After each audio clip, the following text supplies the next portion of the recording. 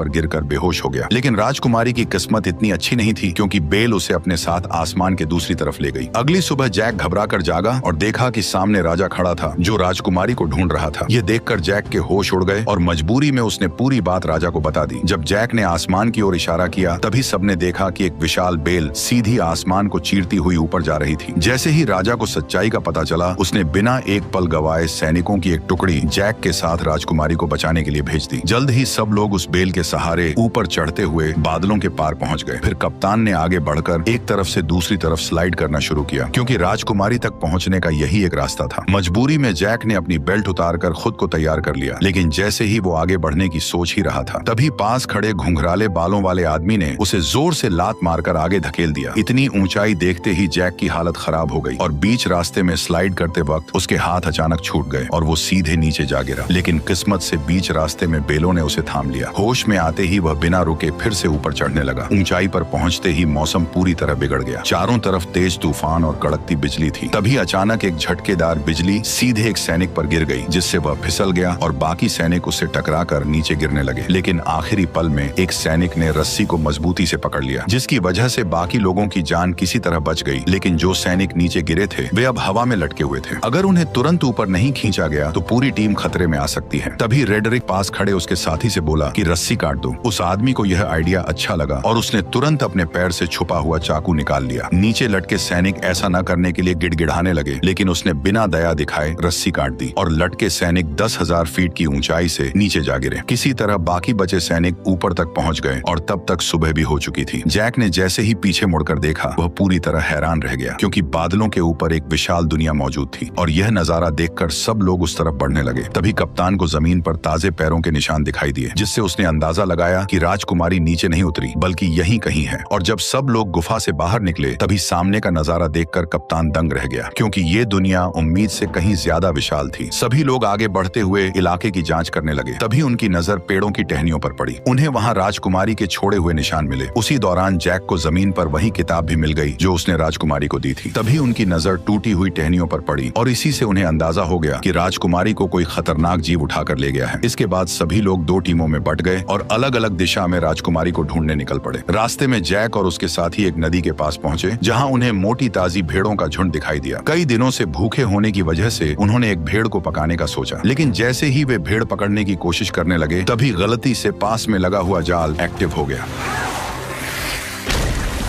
Jack ने तुरंत अपना चाकू निकाला और पूरी ताकत से जाल काटने लगा। उधर कप्तान भी रस्सी काटने की कोशिश कर रहा था, लेकिन तभी उसकी नजर एक अजीब चीज पर पड़ी। पास के सारे कौवे अचानक घबराकर उड़ गए और